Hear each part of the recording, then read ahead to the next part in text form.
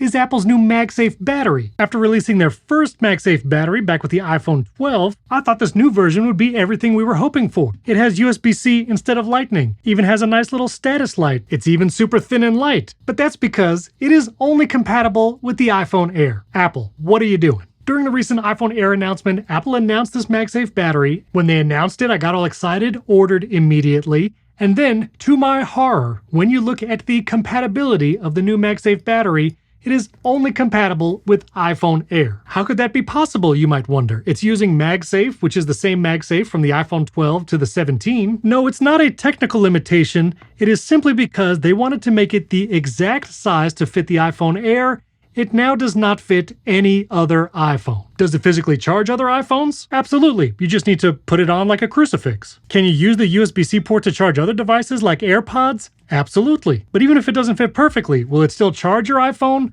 Yes. Even my 16 Pro Max will get a charge from this battery. There is just an obnoxious gap. And because of that gap, it's not going to stay on securely either. This might be one of the most frustrating Apple accessories of forever. Now, not to mention, this isn't even using the new Qi 2.2 25-watt charging standard. The most you can hope for is 12-watt fast charging. But of course, the only phone that's going to get that is the iPhone Air because it's the only one that will fit. Now, I understand why they wanted a super thin battery for the super thin phone that fit super perfectly. And there's larger batteries now in the iPhone Pro series, so maybe they don't need MagSafe batteries as much. But if my videos are any indication of the interest that people have in MagSafe batteries, it would seem like Apple would want one available to every model. But yeah, that's not the case here. Now, the funny thing is, this one actually does work with another iPhone model. I'm going to show you that in a second. And does Apple need to make MagSafe batteries with so many third-party alternatives out there? Maybe not. But get a little closer.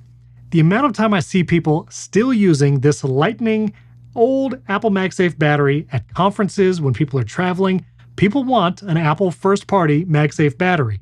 And to make one that only fits a single model of iPhone, whereas every model from iPhone 14 and 12 to the new 17s all use the same MagSafe ring, it just seems kind of wild to me. Or maybe just make two versions, one that's just a tad shorter so it can actually fit the new phones. Because not only is it compatible and actually charge, it shows up in the battery widget, even of a 16 Pro Max. It will charge really any model iPhone you want. Here's an iPhone 14. Look at that. Starts charging because it's the same MagSafe ring on all iPhones since the 12. Well, that is except one. The iPhone 16e. Technically, the iPhone 16e doesn't have MagSafe. There's no ring here, but it does offer wireless charging. And if you get a case like this one from ESR, technically, you can use MagSafe batteries with it. And guess what? Even the new iPhone Air MagSafe battery, you can put that on a 16e. It doesn't block the camera. Because that camera's super shallow, it's totally flush. It does stick out the bottom just a little bit, but technically you could use this with an iPhone 16e and get that 7.5 watt charging with this phone. All right, now that I got that out of my system, there's a ton of MagSafe battery options out there that you should get. Here are my top recommendations. Yes, my favorite is still the Anker Ultra Slim 10K MagSafe battery. Charges at a good speed, doesn't get super hot, and has lots of capacity. This can charge your iPhone from 1% all the way to 100% in probably a couple hours. If you want a super thin MagSafe battery that actually does fit all iPhones, Anker also makes a 5K Ultra Slim. If you want a little MagSafe battery pack, lower profile, but Qi 2, charges at decent speeds, gets a little warm, but it does have a built-in kickstand. This is a great option. All of these are also USB-C, have the little charging lights.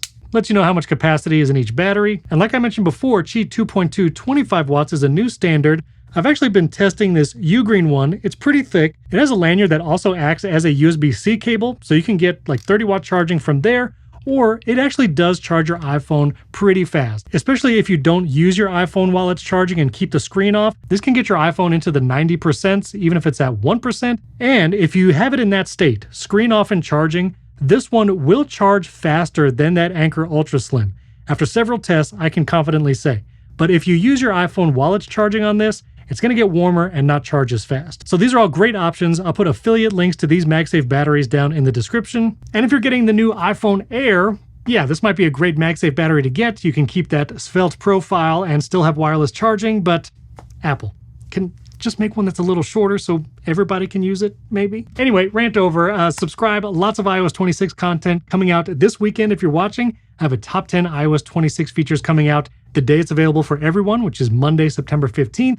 and tons of iPhone 17 Air, Pro Max content, and more, all going to be right here on the channel. Thank you for coming to my MagSafe battery rant today, and I'll catch you next time.